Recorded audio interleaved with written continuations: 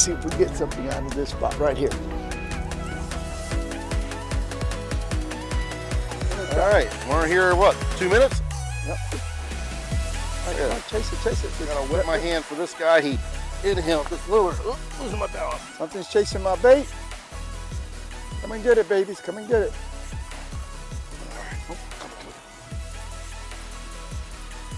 Not a monster, but will be someday. Someday he'll grow up to be a mommy or a daddy. A lot of times they'll have two fangs. Sometimes they break off, but that fang is what they can really grab a bait and hold on to it, and they can't get away. And then on the flip side, if you do get a hit, you set the hook, and either he gets off or misses it. Don't reel in right away and upset because you missed the fish. Let that artificial bait drop back down, or live bait if you're using it, but with the artificial, let it drop back down like an injured bait fish, and then twitch it like half the amount that you were moving it when you got the hit. So it really looks injured and it's struggling, easy prey, and 50% of the time that fish will come back and you might get lucky. Eat that, yeah. All right. Well, all right. Oh, I can't even go to the other side of the boat. I got birds all over the place.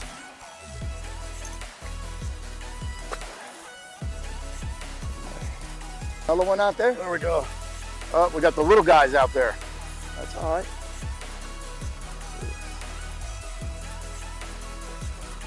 No, you're not going to have them. No. Yeah, this one's got ears too, and the other one doesn't. I think it's the same one. The same too. Huh? I think it's the same too. I think so too. Oh, hey. Well, they're little, they're big. There we go. They're fish. All right. Got another one? Yep. All right, let's see. They want to hit a silver bait here.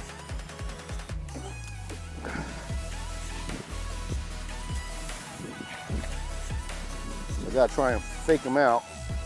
Oh, yep, right there. I just got a hit.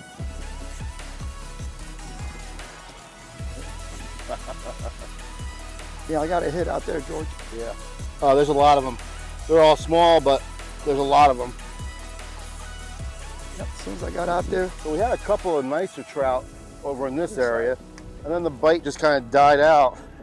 So I started fan casting around to see if there was any other spots that were holding some fish, and it's literally every cast we're getting hit, but they're just not big. They're juvenile trout, but you know, sometimes it's just fun. Hey, it's like I said, you're catching something. You're not just sitting around, but you know, we're gonna move after this and, you know, get into some other fish, but it's just fun and you know, action. All right, here we go, right next to the boat. I got another little one. Yeah, I'm hitting a bunch of little ones now. All right. Oh, there's our bait school right there. Right there? Right out there is a bait school. There's another, but look at this. It's amazing. This little tiny trout hitting that big old tailed jig right there. All right, come on, there you go. Grow up. So today, one of the biggest things with us getting on these trout, besides the typical areas they should be in, is they've been following the little bait schools that have shown up on the flats here. And usually if we get a good sized bait school, we're catching a lot of the trout. All right, I think now it's time, George, that we call it quits here. I think we've got our fair share of trout. Let's let them live and grow. I hope everybody had a good time today watching us catch trout. And again, I hate to say it, but it's using the artificials that came through for me.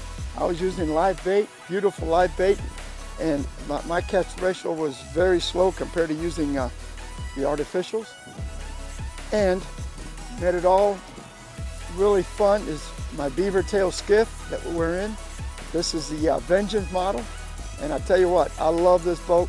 7 inches draft, running through real shallow where other people can't go. And yeah, you can't beat it because you don't have to worry about, like today, we knew it was gonna be really low tides. It was like, so what? And at cruising, I was showing George, I was getting 7.5 miles to the gallon. Cruising at about 31 miles an hour, I'm getting 7.5 miles to the gallon out of this thing. That's with my little 115 Yamaha, so I can't complain. I think it's doing its job. Right, Yep. This one hit it right next to the boat. Can you believe boy. that? Could they get any smaller? You gotta fake them out though. We gotta fake like you're throwing it that way.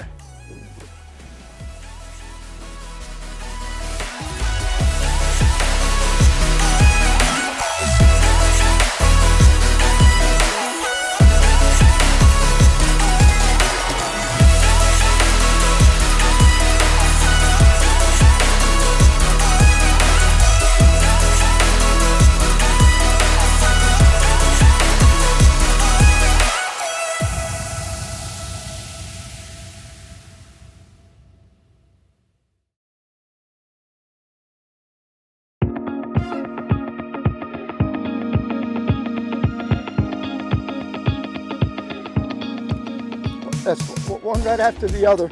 Now I'm using, and I call it the moon glow.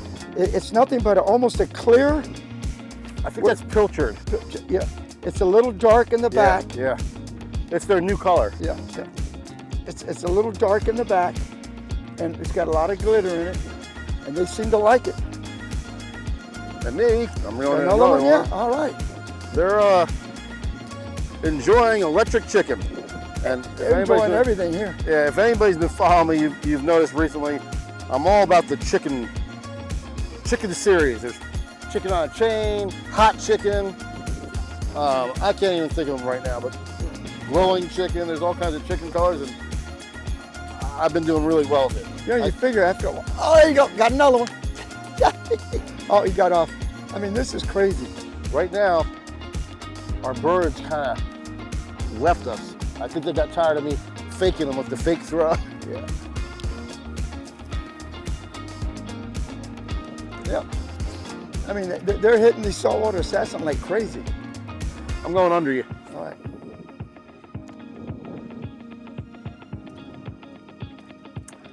And you know, sometimes casting around, you know, you really should fan cast a little bit because you get this stuff set in your head like the fish should be right here. And a lot of times they will be on a drop off of a grass edge or something like that. But we've got a deep hole behind us. If in the middle of that deep hole, there's a large patch of grass, there could be bigger trout or sitting in there. You know, anything really. It's just structure, something that'll hold bait, which is going to attract fish. So it's good to do fan casting. I mean, that's how I found that spot, was just starting to cast around a little bit. All right, come on, guys. Fish. Not big, but better. There we go. I got one out here too. You got one too? Yep, I got two on. Maybe they're chasing. Now earlier we found fish because they were chasing bait schools. So maybe the bait schools aren't on top of the water, and they're just chasing them on the bottom. That's a little one, but hey. And this one almost got advantage of off. this rod holder right there. There you go. All right. Yeah, they're hanging on the drop off, so that's basically what I just did. Yeah, he's got a little more meat on him. That's a little bigger one. Good action though. I mean, really, one after another, you can't beat the action. Hey, this is why it's fishing. Oh, right there, I just got a bump right there. There we go. That is a nicer one.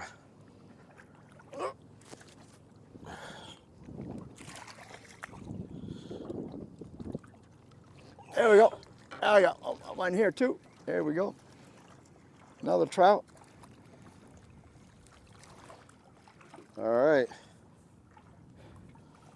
Oh, come here. And we get them all different colors on different colored. So, all right, come here, boys. There we go. And I always use a wet towel if I got to grab them to make sure I don't take none of the slime. But that's what I'm using. It's a little bit of a gray back. You know, if you think about it, George, almost looks like a glass minnow. Kind of, yeah. And I think that's what they're chasing, these small baits and these little glass minnows maybe that are around. It's coming to the surface. No, look. Trout. Look in the middle. Is it a trout? Yeah, hold on. We got him, baby.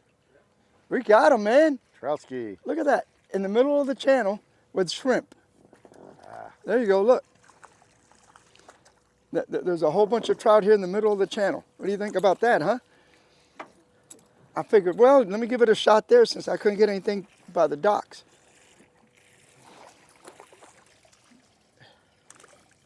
There you go. I got them on that little yellowtail jig head. It's got a 1/0 hook on it and a live shrimp. And I guess I'll try it again. And there's my little D-hooker, never touched the fish. Yeah, come and get it, come and get it, come. That's it, come and get it. Yeah. There we go, look at that. I got him on a piece of dead shrimp, on the tail of a shrimp. Look at that, another trout right there. Nice. See, and look at that, on a piece of dead shrimp. See? Not even live shrimp. Scent, baby. Wintertime and scent. Little trout.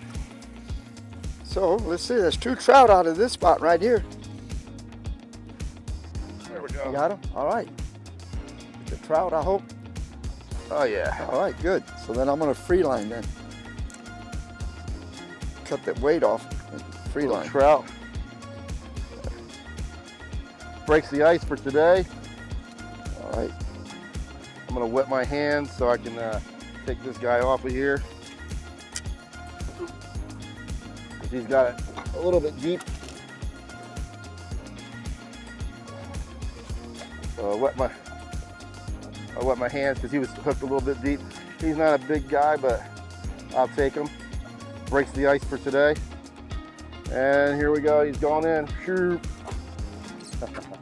All right, so what I'm throwing right now is a Saltwater Assassin 1/8 ounce jig head with a Saltwater Assassin sea shad. It's the electric chicken. It's kind of overcast today, so I elected to go with something a little bit brighter than what we had on a second ago. Just the brightness to catch a little bit of the sunlight that's out because we have an overcast day. You got good contrast, 2 different colors. That shows up really good, very vivid to a fish's eyesight. Contrasting colors is just something they pick up on.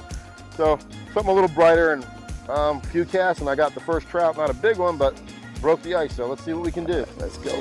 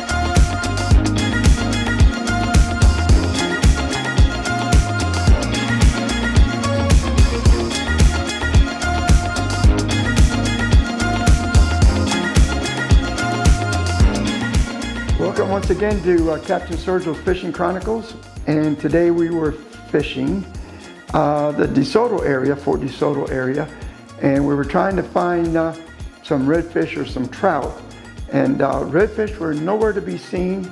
We went everywhere. Of course, we had extremely low tides again. We tried around a lot of the docks and everything back, way back where other people can't get into with these real low tides. But very, very little success.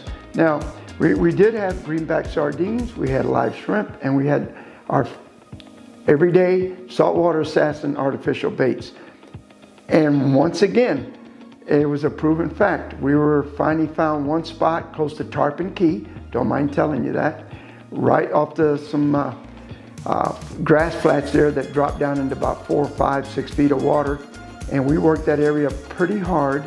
And we did wind up getting quite a few trout out of there. The only problem was they weren't real big. We had a few big ones, and we had a lot of smaller ones. But again, I tried fishing with a cork and a live greenback. I tried fishing with a cork with a live shrimp. I tried free lining greenbacks. I tried free lining shrimp. It looked like every time it all went back to catching them on artificial baits. Don't ask me why. Now, I'm going to show you what I've got here is, right now that there's 3 different setups that you can use. I got what's a 1/16 jig head, and I use a 3-inch baby shad. And that seems to work real good this time of the year, especially when you see a lot of glass minnows. We were starting to see a lot of small hatchlings, small baits.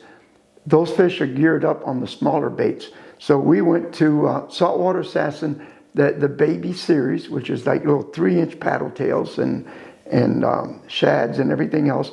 And we were using a 1/16 jig head. Then if you get into an area where the trout are a little bigger, we go into a 1/8 jig head with a regular 4-inch sea shad or paddle tail, whatever your liking is. Once in a while, we do get into those schools of those bigger reds, those real bigger trout. Then we switch over and we go to a 1/4-inch jig head to a 5-inch sea shad, whether it's a straight tail, split tail, paddle tail. But we move up in size as the fish move up in size. But sometimes it's best to start with the smaller size to find out where the fish are. And then that'll kind of lead you into where maybe the bigger ones are. The other thing that we always do, and I've said this many a times, you'll see I got 3,000, 2,500 reel. On my 3,000 reels, I have 15-pound fins, braided line. That seems to work extremely well for me. And that's the one that I would use, the little heavier jig heads, like the 1/4 ounce and 3/16. Also is the one I would use with hard body baits, like a Mirror, Rapala. I like to use 15-pound. But when it comes to using those lightweight, those 1/16 ounce jig heads, these little small tails, or even 1/8, I go to a 2,500 reel and I use 10-pound test fins, braided line. But now if you notice, I got 2 different colors. I do that with all my rods and reels because I know that anything that's got white on it is 15. Anything that's got blue, I know it's 10. I know that yellow is going to be 20, and anything that's green and up, it's going to be 30 pounds to 50 pounds is my green fins. But I know it's easy for me. I know that blue is 10, white is 15, yellow is 20, and then anything that's green, it's going to be over 20. It's going to be in the 30 to the 50-pound bracket. The whole secret about this trip was working it hard. I mean, we drifted and just kept plugging away to get the trout that we did. At the end of the day, we decided, well, let's go look at some of the old stamping grounds that we used to catch a lot of redfish. And I can tell you, we tried everything, and we had all the different baits. We really had no luck. We saw a couple of sheephead around some of the docks, but I don't know why. They just weren't there this week, but we're going to give it another shot. Please, thank you very much for being a subscriber.